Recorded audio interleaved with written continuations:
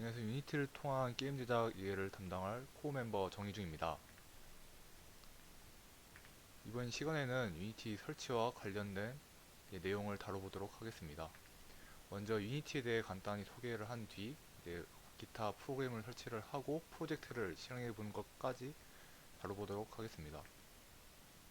먼저 유니티는 게임 제작 프로그램입니다. 흔히 말하는 게임 엔진인데요. 게임 엔진 시장에는 유니티와 얼리얼 크게 두 가지로 나뉘어지게 됩니다.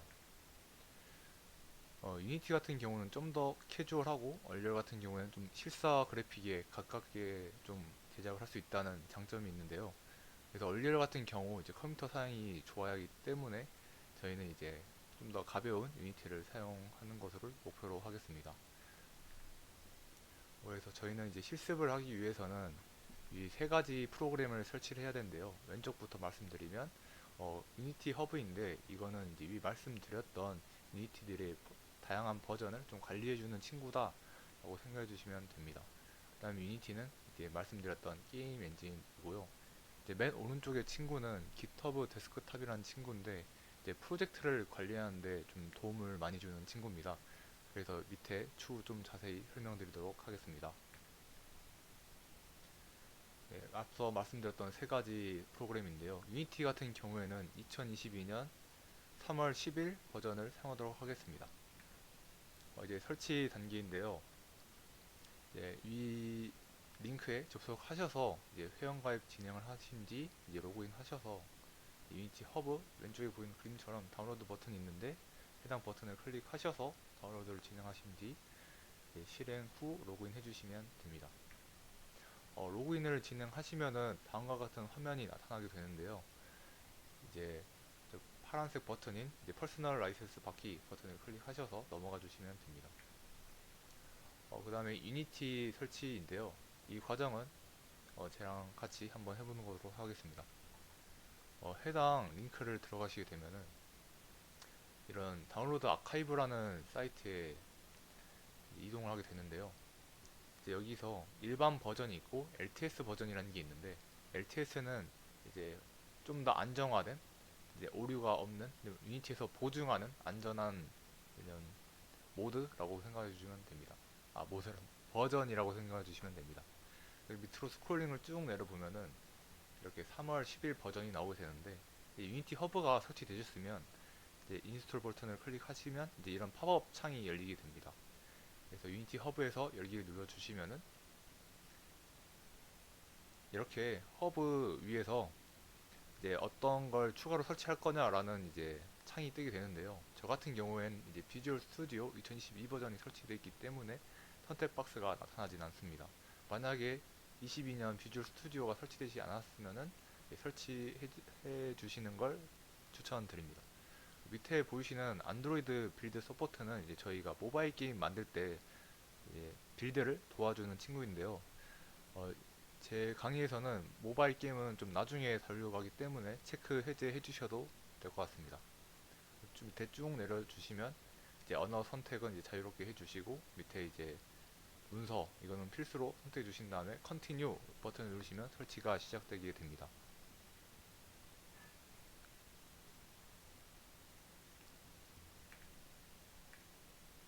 마지막 GitHub 데스크탑인데요. 이 프로그램 설치 관련 부분은 제가 일일이 말씀드리는 것보다 위 링크 블로그가 좀 더 자세히 정리가 되어 있기 때문에 해당 블로그 참고하셔서 설치해 주시면 되겠습니다. 먼저 이제 GitHub 데스크탑에 대해서 좀 말씀드리겠습니다. 이제 Git이라는 좀 버전 관리 시스템이라고 불리는 좀 프로젝트를 관리하는 그런 친구가 있어요. 근데 이 친구가 좀 명령어를 좀 검은색 창에 있는 검은색 창에 이제 명령어를 입력해서 관리를 해야 되다 보니까 많이 불편한데 이제 이 프로그램을 사용하게 되면은 손 쉽게 이제 버튼으로 이제 마우스로만으로도 관리할 수 있는 편하게 좀 도와주는 서비스를 해주는 친구입니다. 그래서 Git이라는 게 어떤 건지 아주 간단하게 설명을 드리겠습니다.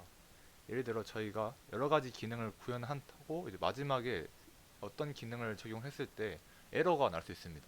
근데 일반적으로 Git을 사용하지 않고 이제 계속 저장만 하면서 진행하다 보면은 어디 부분에서 이제 문제가 생기는지 정확히 파악하기 힘들 때가 생깁니다. 그래서 깃을 사용하게 되면은 이제 저희가 부분적으로 정했던 부분에 이제 과거로 돌아가서 이제 어떤 문제가 생겼는지 어떤 게 원인이었는지 하나하나 파악하는 것도 도움이 되고 에러 자체를 없앨 수가 있습니다. 깃에 대한 자세한 부분은 다른 이제 코어 멤버분께서 다루시는 걸로 알고 있어서 해당 코어 멤버분 이제 강의를 함께 시청해 주시면 좋을 것 같습니다. 깃 같은 경우에는 저희 지금 게임 제작에 사용하고 있지만 사실 게임 제작이 아닌 엄청 넓은 분야로 많이 사용되고 있습니다. 그래서 컴퓨터 관련 업무를 하시는 분들은 이제 모르면은 좀 큰일 날 정도로 엄청 중요한 이제 테크닉이다 보니까 필수로 이제 익히시는 걸 추천드리겠습니다. 그다음에 이제 유니티 에디터가 설치가 되셨으면 이제 설치하는 단계로 넘어가겠습니다. 유니티 허브에서 이제 뉴 프로젝트 버튼을 클릭하셔서 이제 3D 선택 후 이제 프로젝트 이름 자유롭게 선택하시고 저장 위치도 자유롭게 선택하신 다음에 이제 프로젝트 크리에이트를 하면은 해당 같은 이제 화면이 나오게 되는데요. 저는 이제 미리 만들어 놨습니다. 그래서 이런 화면이 나타나게 되면은 이제 프로젝트도 정상적으로 열렸다라고 할 수 있습니다. 이제 이것을 마무리하고 이제 다음 시간부터는 유니티 사용 방법과 이제 관련 용어 등에 대해서 다뤄보도록 하겠습니다. 안녕하세요. 이번 시간에는 유니티 용어에 대해 다루도록 하겠습니다. 그래서 유니티 용어에 대해 간단하게 이제 설명을 드리고 이제 주기 함수라는 개념에 대해 알려드린 다음에 해당 주기 함수 개념을 바탕으로 실습을 진행하는 것으로 마무리하도록 하겠습니다. 먼저 게임 오브젝트입니다. 게임 오브젝트는 이제 유니티의 가장 기본 단위인데요. 이 게임하면 생각나는 것들이 여러 있잖아요. 이게 조명이라든가 이제 캐릭터라든가 이제 나무, 이제 바닥 이제 등등등이 있을 텐데 이 모든 걸 아울러서 게임 오브젝트라고 부르게 됩니다. 그 다음엔 씬인데요. 씬은 이제 게임 오브젝트를 담는 커다란 박스라고 생각해 주시면 됩니다. 아까 말씀드린 여러 요소들, 여러 이제 게임 오브젝트들을 이제 씬이라는 곳에 여러 배치하게 되는데 이제 편의에 따라 여러 개의 씬으로 나눠서 관리하게 됩니다. 예를 들어 우리가 옷을 관리할 때 계절별로 맞는 박스에 보관을 하잖아요. 그거와 이제 같다고 생각해 주시면 됩니다. 그 다음에 좀 중요한 용어인 컴포넌트입니다. 컴포넌트는 이제 한 번 더 게임 오브젝트를 좀 이루는 그런 요소들인데요. 왼쪽 사진에 보면은 좀 대표적인 캐릭터인 커비가 있습니다. 그래서 해당 컵에 어떤 컴포넌트 요소가 있냐고 생각을 해보면은 이제 위치라는 게 될 수가 있고 이제 커비가 뛸 수 있는 그 능력에 대한 그런 컴포넌트가 있을 수 있고 그 다음에 커비를 이제 시각적으로 보여주는 그 모델에 대한 정보가 컴포넌트로 포함이 될 수 있습니다. 그래서 쉽게 말씀드리면 이제 게임 오브젝트라는 커다란 쇼핑 카트 안에 이제 들어있는 이제 물건들을 컴포넌트라고 생각해 주시면 되겠습니다.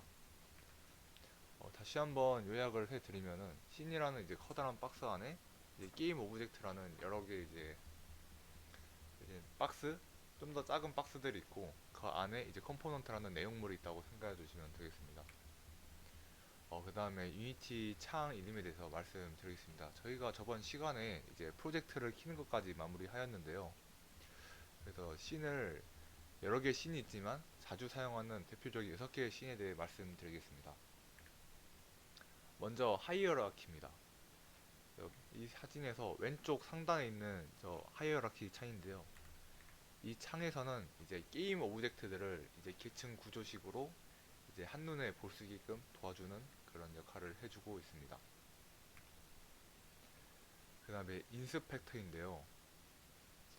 저희가 아까 게임 오브젝트 안에 여러 가지 컴포넌트가 있다고 말씀을 드렸습니다.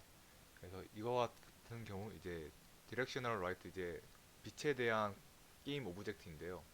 이 빛은 이제 어디에 위치해 있는지 나타내는 트랜스폼과 이제 어떤 빛을 쏠 것인지에 대한 라이트 컴포넌트가 포함되어 있는 것을 확인할 수 있습니다. 그 다음에 씬 화면인데요. 보면 씬이라고 써져 있는 창이 있습니다. 이 창에는 이제 게임 오브젝트를 좀 마음대로 조작하는데 좀 활용하는 그런 창이라고 생각해 주시면 되겠습니다. 실제로 한번 봐보면은 이렇게 비어있는 이런 화면이 있을 때 이제 하이어라키, 인스펙터, 이제 씬이 있습니다. 그래서 우클릭을 해서 3D 오브젝트 큐브를 생성해 주시면은 이제 씬에서 이 큐브가 생성이 되는데, 여기 보시면은 세 가지의 축이 있죠. X축, 빨간색인 X축, 파란색인 Z축, 녹색인 Y축이 있는데, 이걸 이제 마음대로 가지고 놀면서 위치를 자유롭게 움직일 수 있습니다. 이어서 설명드리면은, 이제 다음은 게임 화면인데요. 보시면은 아까 제가 이 프로젝트 화면을 보여드렸을 때 오른쪽이 게임 화면이고 왼쪽이 지금 씬 화면입니다. 씬 화면은 이제 저희가 마음대로 움직이는, 오브젝트를 마음대로 움직이는 그런 공간이고, 이제 게임 화면은 저희가 실제로 게임을 만들었을 때 실제로 게임 화면이 이제 유저들이 보는 화면이 됩니다. 그래서 이 화면은 이제 카메라가 찍고 있는 방향을 나타내는데요. 보시면은 하이어라키에 메인 카메라라는 이런 게임 오브젝트가 있습니다. 이걸 클릭을 하시면은 씬 화면에 이렇게 나타내는데, 보시면 알겠지만 이제 이쪽에 이 방향에서 큐브를 Z축을 들어가는 방향으로 카메라가 찍고 있음을 알 수 있습니다. 그래서 만약에 이 카메라를 자유롭게 움직이면은 보시는 것처럼 게임 화면에서 또한 좀 변화가 생기는 것을 알 수 있습니다.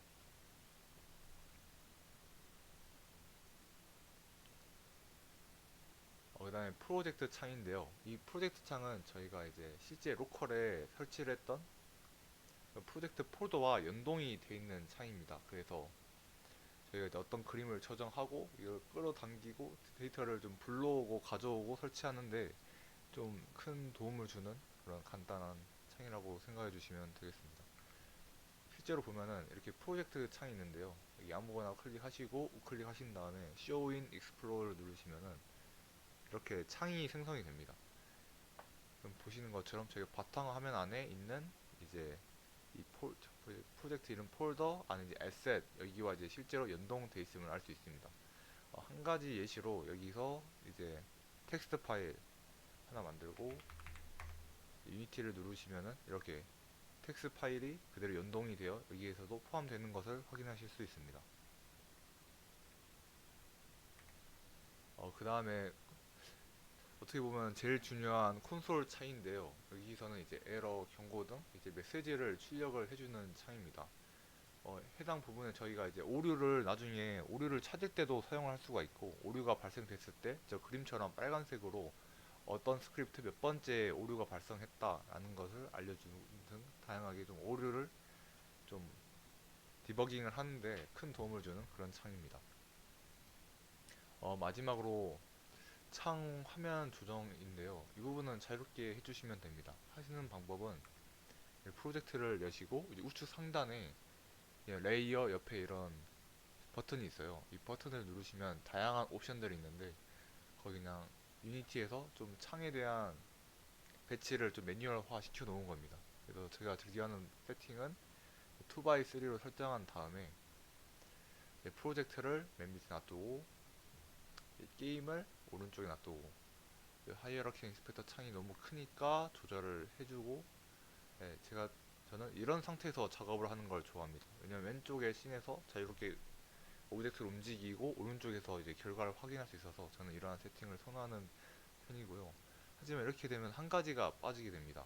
바로 콘솔 창이 빠지게 되는데, 콘솔 창은 이제 윈도우 클릭 후 이제 제너럴 그다음에 콘솔을 누르시면 이렇게 콘솔 창이 생성이 됩니다. 해당 콘솔 창을 좀 마음에 드시는 위치에 이렇게 설치해 주시면 되겠습니다.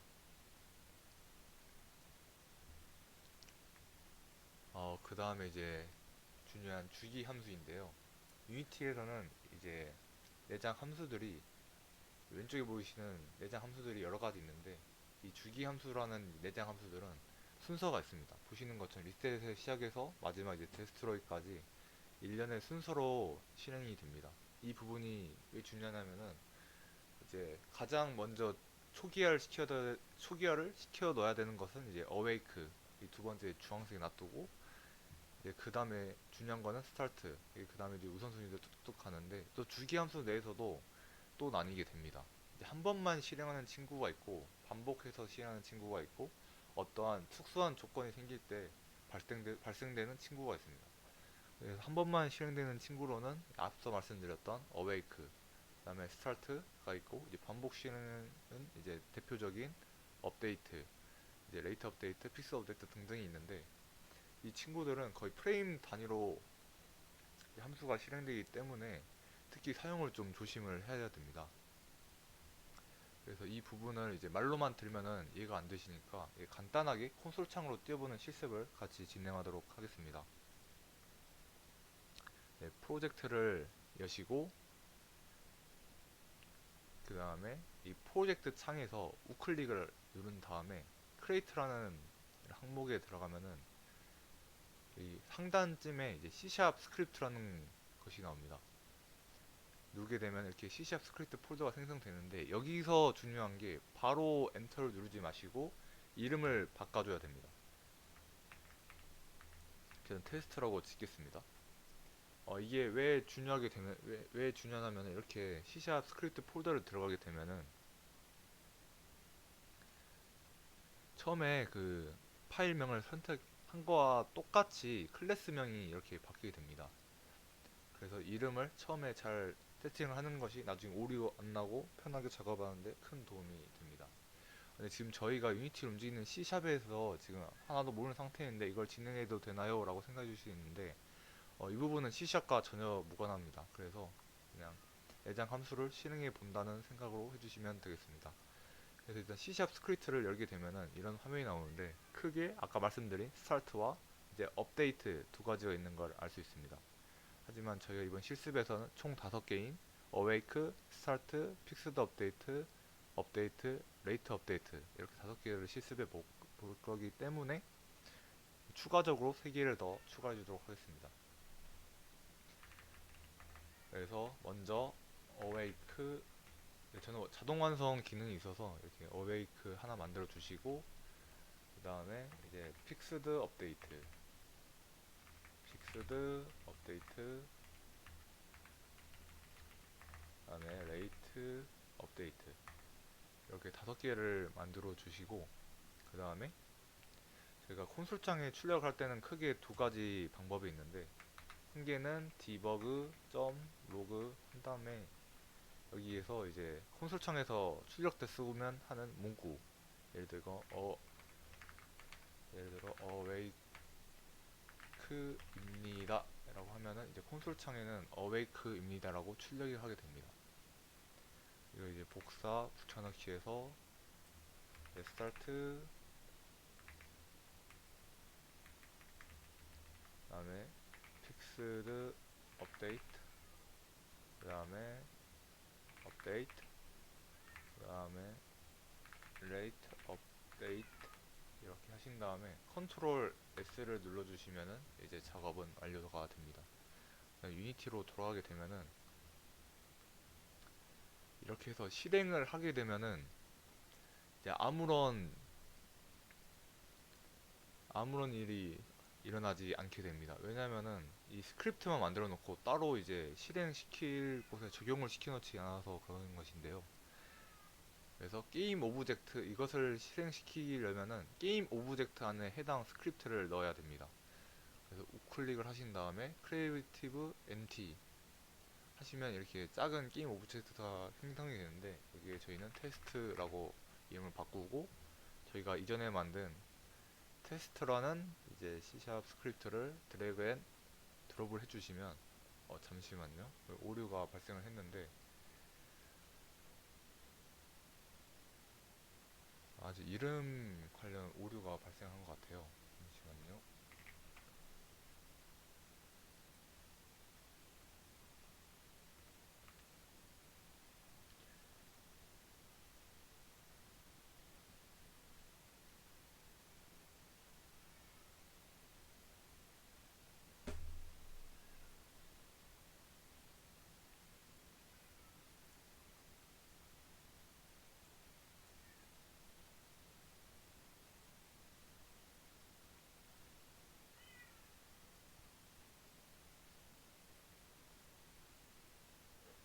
이름이 매치가 안 된다는 오류가 발생하였는데 저희가 한번 테스트를 아마 옆에 있는 테스트 이름을 좀 바꿔보도록 하겠습니다. 아까 이 밑에 테스트2라고 이름 바꿨으니까 클래스 내에서도 이제 테스트2라고 이름을 바꿔주시면 됩니다.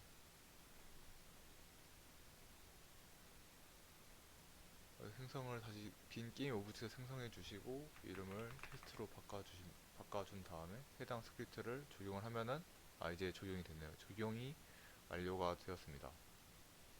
이 상태로 이제 가운데 보면은 게임 시작 버튼이 있는데 해당 버튼을 클릭을 해 주시면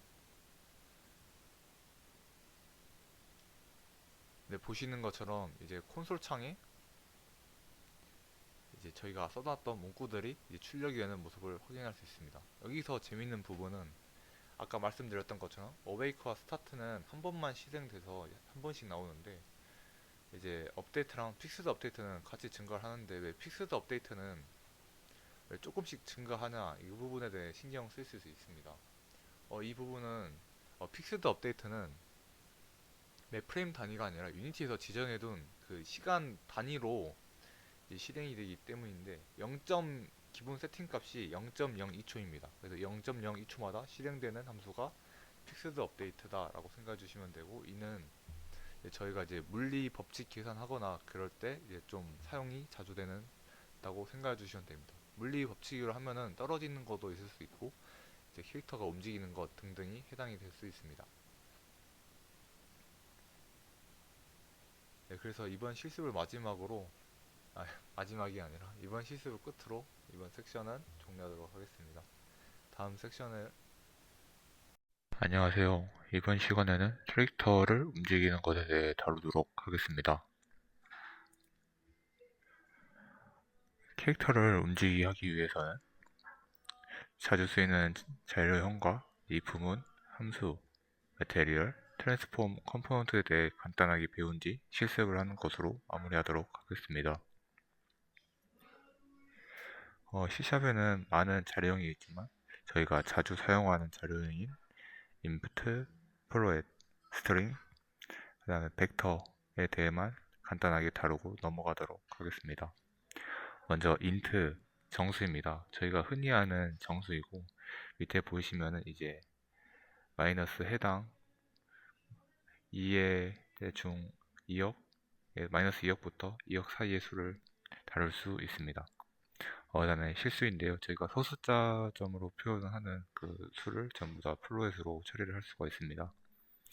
물론 소수점 수가 너무 많아지게 되면 더블로 바꿔야 되긴 하는데 저희가 만들 이제 플레이어를 움직이게 하기 위해서는 플로렛 정도로 충분하기 때문에 아직은 플로렛을 알고만 실수는 플로렛이다 라고 정도로만 알고 계셔도 될 것 같습니다.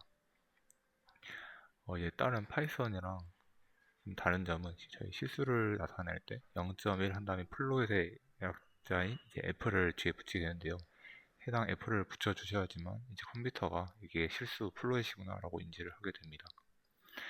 다음은 문자열입니다. 흔히 하시는 이제 문자의 배열, 문자의 집합체, 헬로 월드 같은 문자를 나타낼 때 스트링 자료형을 사용하게 됩니다. 그 다음에 생소하실 것 같은 벡터입니다. 이제 벡터 3랑 벡터 2가 있는데요. 3 같은 경우는 쉽게 생각하시면 앞서 말씀드린 플로의 실수가 x, y, z 세 가지로 묶여 있다고 생각해 주시면 됩니다. 그래서 이는 세 가지 실수 묶음이기 때문에 즉 좌표를 표현할 때 좌표계나 위치를 포지션을 나타낼 때 유용하게 사용하고, 벡터 2와 같은 경우 이제 소수점 두 개의 묶음을 사용하기 때문에 주로 2D 좌표를 나타낼 때 사용을 하게 됩니다. 그래서 해당 배운 부분을 바탕으로 이제 콘솔 창에 각자 이제 정수, 실수, 문자열, 이제 벡터 3, 벡터 2를 출력해보는 실습을 진행하도록 하겠습니다. 먼저 프로젝트를 열어주시고 이제 우클릭해서 create C# 스크립트를 만드신 다음에 이름을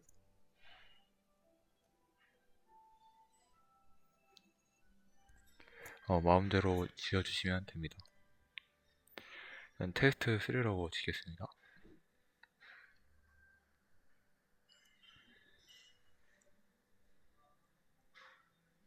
PPT에 저희는 게임을 실행할 시 한 번만 출력을 할 것이기 때문에 이 C# 스크립트에서 이제 스타트 부분만을 사용하도록 하겠습니다.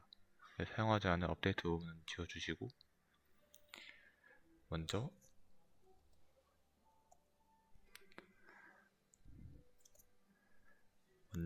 이제 int a는 1, 그런 다음에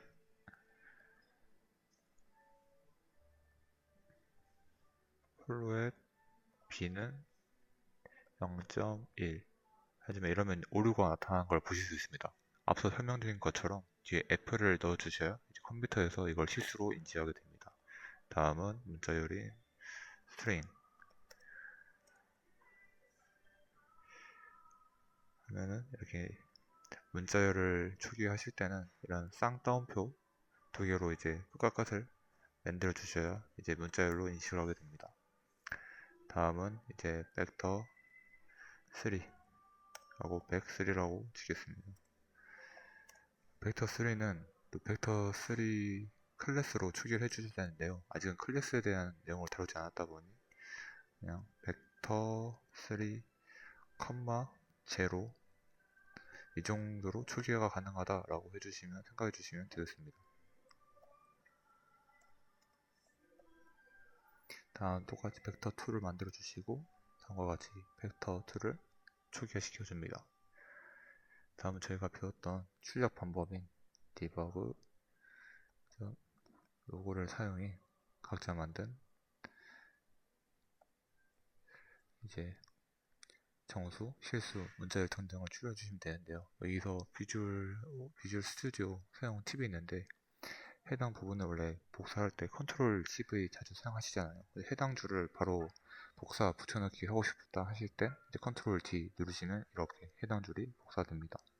그래서 저는 이걸 5개 만들고 B, C,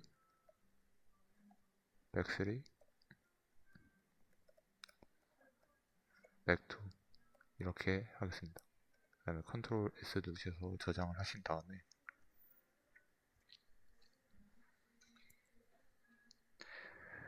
실행을 눌러주시면 지금 콘솔 창이 없네요. 다시 콘솔 창은 윈도우, 제네럴, 그 다음에 콘솔을 누르셔서 열어주시면 됩니다. 다시 실행을 눌러주시면 네, 콘솔 창에 나타나지 않습니다. 이는 저희가 저번 시간에 다뤘던 내용인 해당 이 스타트 함수를 사용하기 위해서는 유니티 이 하이어락키 창의 안에 있는 게임 오브젝트의 컴포넌트로 추가를 해야 되게 됩니다. 그래서 컴포넌트 추가하기 위해 우클릭 크래프트 empty 그래서 비어있는 게임 오브젝트를 생성해 주시고 이름을 테스트3로 짓겠습니다. 지어주시고 이 테스트3 스크립트를 드래그 앤 드롭 해주시면 저희가 만든 C# 스크립트가 이 빈 게임 오브젝트에 새로운 컴포넌트로 추가됐음을 알 수 있습니다. 이 상태로 실행을 눌러주시면 네, 보시는 것처럼 이렇게 저희가 이 스크립트에서 작성했던 내용들이 출력되게 됩니다. 여기서 벡터3랑 벡터2는 0000이 나와 있는데요. 저희가 스크립트 나온 벡터3 제로가 이 보시는 설명이 밑에 나오는 것처럼 벡터3로 000, 벡터2도 000 안에 있는 값들이 0으로 추겨되는 형태이기 때문에 콘솔 창에서도 해당 내용과 같이 나타나는 것을 알 수 있습니다. 네, 실행을 종료를 해주시고 계속 내용을 이어가도록 하겠습니다. 그 다음에 함수인데요. 함수 모든 언어에서 사용하는 용어인데 쉽게 생각하면은 연산을 하게 하는 코드 문구입니다. 주 목적은 이제 코드를 계속 만들었던 걸 또 만들고 하는 그 번거로운 행동을 줄이고자 미리 문구를 만들어 특정 역할만 수행하게 하는데 최적화된 그런 친구입니다. 특징이라고 하면은 입력값과 출력값이 존재하고 그 입력값을 함수에 넣으면은 그 함수의 역할에 맞춰서 출력을 하게 됩니다. 밑에 그림을 보시면은 이제 20을 입력을 하였을 때 1을 곱하기 1을 한 다음에 35를 더해주는 함수가 있다고 할 때 20을 입력을 하면은 이제 더한 값인 75가 출력이 되는 그런 구조를 생각해 주시면 됩니다. 여기서 입력 값은 이제 흔히 매개 변수라는 이런 재료를 넣어서 입력을 하게 됩니다. 매개 변수가 이게 무슨 말일까 좀 애매하실 수 있는데요. 저희가 함수를 작성하는 방법을 보시면 파악하실 수 있습니다. 함수는 반환 자료형, 함수 이름, 매개 변수를 조합해서 작성하게 되는데요. 반환 자료형은 저희가 이제 돌려줄 자료형을 어떤 자료형인지를 나타내는 것입니다. 함수 이름은 이제 자유롭게 지어주시면 되고, 이제 매개 변수는 여기서는 int a, int b입니다. 그래서 이 매개 변수 나타내는 것은 이 함수에는 매개 변수로 a, b가 들어가는데 이 두 개는 무조건 int 자료형을 가지고 있어야 됨을 나타내 주는 겁니다. 그래서 리턴 값은 a, b를 더한 a를 b를 더한 값을 리턴하는 그런 함수라고 생각해 주시면 되겠습니다. 네, 이제 오른쪽에 보이는 함수는 앞에서는 반환 자료형이 int라서 무조건 리턴을 해줘야 되지만 보이드 자료형 같은 경우는 리턴 값이 없어야 됩니다. 그냥 리턴 값이 없어야 되고, 그래서 단순한 작업을 진행하거나 출력을 할 때 이런 보이드 자료형을 자주 사용하게 됩니다. 해당 함수 같은 경우에는 say hello라는 함수 이름을 가지고 있고, 매개 변수로 텍스트라는 문자열을 받아 해당 문자열을 출력을 해주는 그런 함수라고 보시면 됩니다. 이제 제가 실습을 또 진행을 해 볼 건데요. 제 정수 A를 B를 받아 해당 값을 콘솔창에 출력을 했는데, 이제 A와 B의 합은 이제 A 플러스 B입니다 라는 출력을 해주는 그런 함수를 만들어서 실행시켜보는 실습을 진행하도록 하겠습니다. 다음에 테스트 3 이걸 싹 지워주시고, 이제 int a는 이제 원하시는 숫자 하시고, 그 다음에 int b는 또 원하시는 숫자를 해주신 다음에 밑에서 이제 함수, 저희는 이제 출력을 할 거기 때문에 void 자료형으로 하겠습니다. void sum print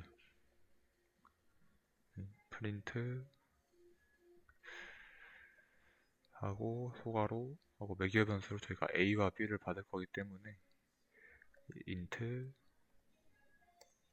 a int b, 이때 여기 사용되는 매개 변수 이름과 이 변수 이름을 통일시켜 줄 필요는 없습니다.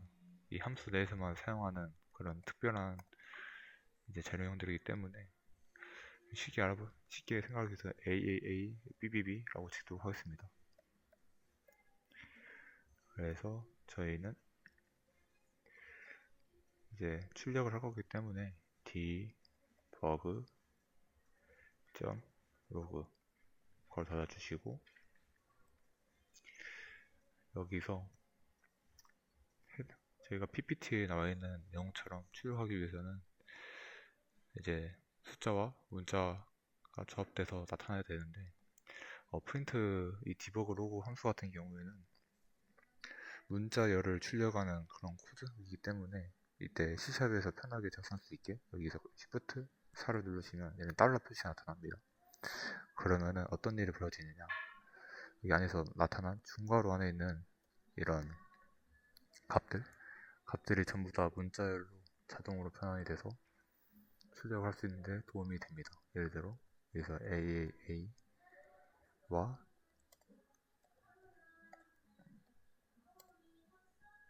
BBB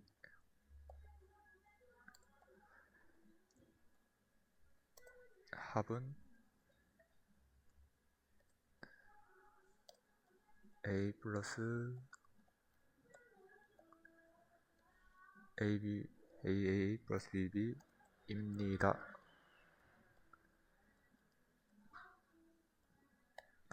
라는, 이렇게 하게 되면은 AA 값이 자동으로 문자열로 변환되고 BB의 값도 자동으로 문자열로 변환된 다음 해당 값을 더한 값이 출력이 되게끔 하는 함수를 완성하였습니다. 함수를 만들기만 하면은 전혀 효과가 없는데요. 실제로 사용을 해야 됩니다.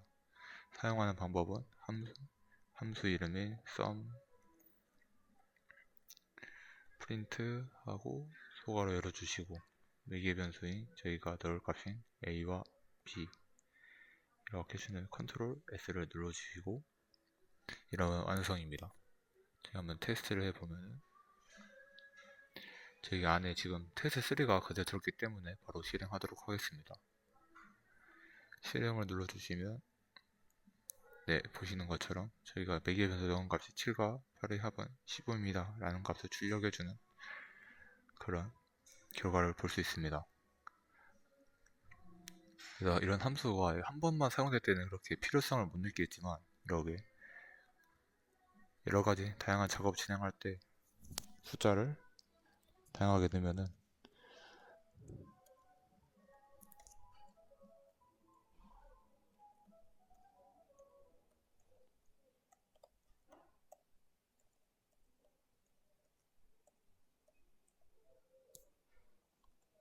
저희가 만약에 해당 출력을 전부 다 해야 되는 상황이었으면 이 코드를 한 6번 정도 반복했어야 했는데 미리 만들어둔 걸 계속 재사용하기 때문에 큰 어려움 없이 편하게 반복 작업을 수행할 수 있습니다.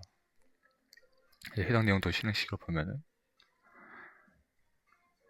보시는 것처럼 각 숫자에 맞는 합이 출력되는 모습을 확인할 수 있습니다.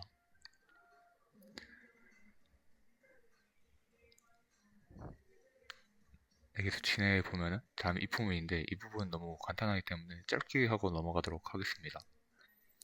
if문은 if하고 소괄호를 한 부분에 조건문이 들어가야 되는데 해당 조건문이 참일 경우 이제 if문 안에 있는 이 함수, 이 코드가 실행이 되고 참이 아닐 경우 else 부분에 있는 코드가 실행이 되게 됩니다. 예시를 보시면 이제 a 값은 10이고 b 값은 20일 때 a와 b를 더한 값은 30입니다. 그래서 30은 25보다 크기 때문에 참이 되고 결과적으로 참이라는 출력이 되게 됩니다. 네, 보시는 것처럼 이렇게 참입니다라는 결과가 나타나는 것을 확인하실 수 있습니다. 다음은 저희가 플레이어 움직이는 실습을 위한 배경을 꾸미는 것을 같이 해보도록 하겠습니다. 필요한 거는 이제 땅과 플레이어, 카메라 위치 조정인데 먼저 땅을 만들도록 하겠습니다. 하이어라키 창에서 우클릭, Create 3D Object, Plane 을 해주시면 이렇게 나타나는데 이제 플레인에 트랜스폼 컴포넌트에 가서 이제 X, Y, Z를 다 0, 0, 0으로 설정해 주세요. 네, 그 다음에 이제 플레이어를 만들 건데 우클릭 3D 오브젝트 에이서 캡슐 위치는 0, 1, 0으로 하겠습니다. 그래서 이름도 캡슐이라면 또 헷갈릴 수 있으니까 플레이어로 바꾸도록 하겠습니다.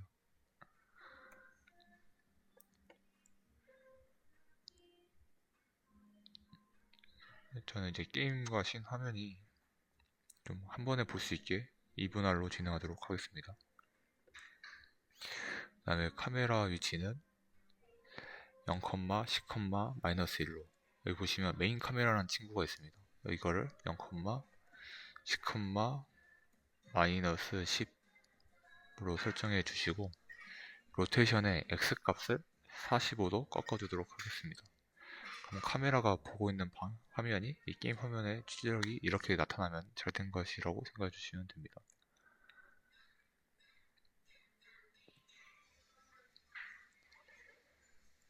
그 다음에 이제 매테리얼 개념에 대해 다룰 것인데요. 매테리얼은 이제 저희 게임을 보면은 딱딱한 벽이라든가 좀 말랑한 침대라든가 이런 게 보이는데 그런 것들은 이제 그런 것들의 이제 질감이나 색상 등의 정보가 담겨 있는 파일이라고 생각해 주시면 됩니다.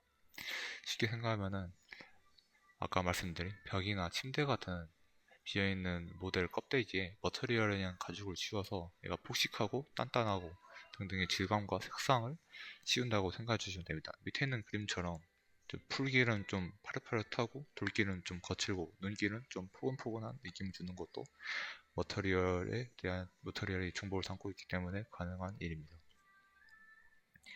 머터리얼 생성법은 프로젝트 빈 곳에 클릭을 하셔서 머터리얼을 눌러주시면 되는데요. 실습을 같이 해보면은 이런 프로젝트 화면에 비어있는 내용 부분에 우클릭을 하시고 크리에이트 하고 내려보시면 머터리얼이라는 게 있습니다. 이걸 눌러주시면은 이 머터리얼 파일 하나 생성되는데 이름은 그냥 자유롭게 지어주시고 저는 플레이어로 짓도록 하겠습니다. 이런 머터리얼 친구가 나오는데 여기에 오른쪽에 보시면 인스펙터에 머터리얼에 대한 정보가 나타나게 됩니다. 여기서 알베도라는 것을 클릭을 하여 자기가 원하는 색으로 설정을 해 주시면 됩니다. 색상을 변경하셨으면 이거를 플레이어 쪽으로 드래그 앤 드롭 해주시면 이제 플레이어가 자신이 원하는 색상으로 바뀐 것을 알 수 있습니다. 계속 진행을 해보면은 이제 저희가 플레이어를 움직이게 할 것인데 플레이어를 움직이기 위해서는 이 트랜스폼 컴포넌트에 접근을 해 이 포지션 부분을 변경을 해줘야 합니다.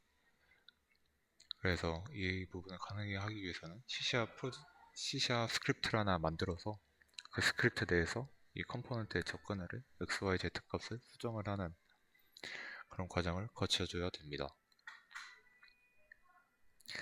그래서 플레이어라는 C# 스크립트를 생성을 할 것인데요. 똑같이 우클릭, 크리에이트, 스크립트, 플레이어 라는 C# 스크립트를 생성을 합니다. 해당 스크립트를 더블 클릭하셔서 열어주시면 됩니다. 계속 진행을 하면은 이제 코드를 입력할 텐데요. 이 보이는 코드를 입력해 주시면 되는데 저희 원리에 대해서 간단하게 설명드리겠습니다. 보시면은 업데이트 문안에서 작성을 하게 될 것이고요. if input getKey는 유니티에서 지원하는 함수인데요.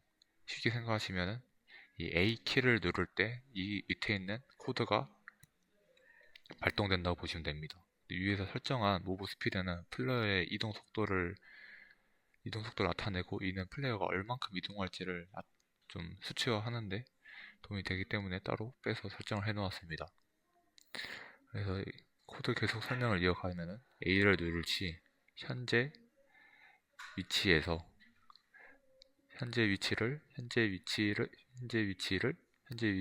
플러스 왼쪽으로 무브 스피드만큼 이동하겠다 라는 코드가 됩니다. 밑에 같은 경우는 이제 S를 누를 때 이제 뒤 방향으로 현재 위치에서 뒤 방향으로 무브 스피드만큼 이동하겠다 라는 것을 알 수 있습니다. 똑같이 D키는 이제 오른쪽이기 때문에 현재 위치에서 오른쪽 무브 스피드만큼 이동하겠다. W는 현재 위치에서 앞쪽 방향으로 무브 스피드만큼 이동하겠다 라고 생각해 주시면 됩니다. 같이 코드를 작성해 보면은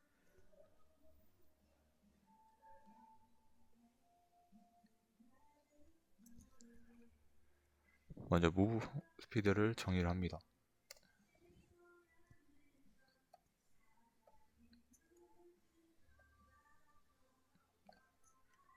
그 다음에 if input get key 코드 A 하시고 this transform position 이 부분이 좀 헷갈리실 수 있는데 this라고 하는 것은 나중에 추가로 설명할 건 하지만 해당 스크립트를 가지고 있는 게임 오브젝트를 반환하게 됩니다. 그래서 this를 가지고 있는 게임 오브젝트의 트랜스폼의 현재 위치를 접근하겠다 라고 생각해 주시면 됩니다. 그래서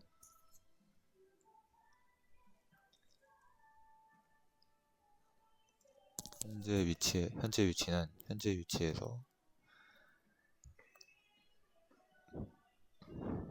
왼쪽으로 무브 스피드만큼 이동하겠다. 근데 여기서 타임 점 델타 타임을 곱해야 되는데 이는 이제 지금 현재 간단히 설명드리면은 컴퓨터 간에 이제 사양 차이가 존재하는데 해당 차이를 최대한 줄여주는 그런 친구라고 보시면 됩니다.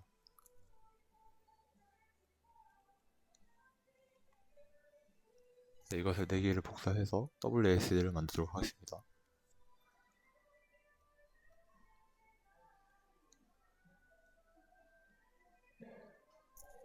S는 뒤로 가는 것이기 때문에 백으로 설정하도록 하겠습니다.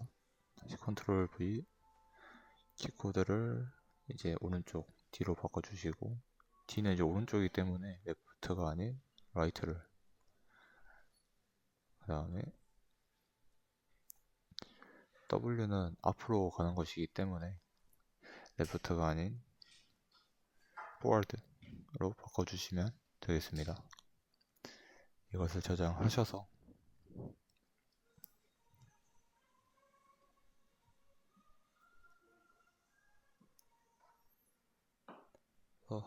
실행하면은 당연히 실행이 적용이 안됩니다. 왜냐하면은 앞서 설명드린 것처럼 이 스크립트를 플레이어 게임 오브젝트에 컴포넌트로 추가하지 않았기 때문인데요. 그래서 이것을 다시 추가를 하시고 드래그 앤 드롭해서 추가를 하신 다음에 실행을 시켜주시면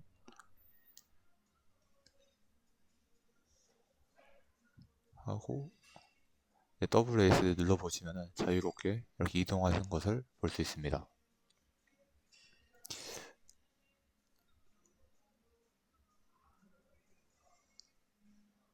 그래서 방금 보신 것처럼 자유롭게 이동이 완료가 되시면은 이제 저희가 이번 시간에 플레이어 움직이는 실습이 완벽히 잘 이루어졌다고 할 수 있습니다. 여기서 아까 부족한 설명을 했던 부분인 이 타임 델타와 이제 트랜스폼 점 포지션 점 이 부분은 추후 이제 클래스를 진행하실 때 이제 멤버 변수 개념을 알게 되시면 좀 더 알기 편하실 것 같습니다. 그래서 일단 타임 점 델타에 대해서 간단하게 말씀을 드리면은 컴퓨터 간에 좀 성능 차이가 존재하게 되는데, 그래도 어떤 좋은 컴퓨터는 많은 수의 프레임을 소화할 수 있지만 어떤 컴퓨터는 소화하기 힘듭니다. 그래서 좀 사양이 다른 컴퓨터여도 저희가 의도한 결과를 좀 잘 나타내기 위해서는 이제 그 컴퓨터가 가진 그 프레임 소화 능력에 비례해서 전체 수를 일정하게 조절하는 것인데, 이 부분이 이제 타임점 델타 타임이고 이걸 곱해줘야 이제 어떤 컴퓨터든 좀 동일한 결과가 나타날 수 있다 정도로 생각해 주시면 될 것 같습니다. 네, 그래서 이번 시간에는 플레이어를 움직이는 것에 실습을 진행하였고, 다음 챕터에서는 좀 더 깊숙한 내용인 이제 클래스와 이제 지정자, 퍼블릭, 프라이베이트 등등을 다루도록 하겠습니다.